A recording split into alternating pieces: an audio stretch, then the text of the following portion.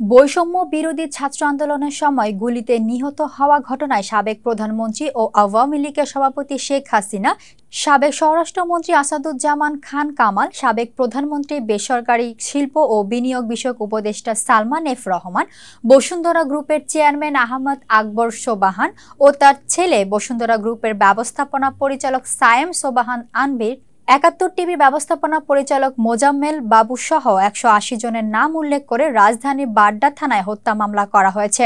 আজ বুধবার দুপুরে বিষয়টি নিশ্চিত করেছে বাড্ডা থানা। বাড্ডা থানার এজাহার থেকে জানা যায়, গতকাল মঙ্গলবার এই মামলাটি করেন মোসাম্মদ মাসুমা নামে একজন নারী।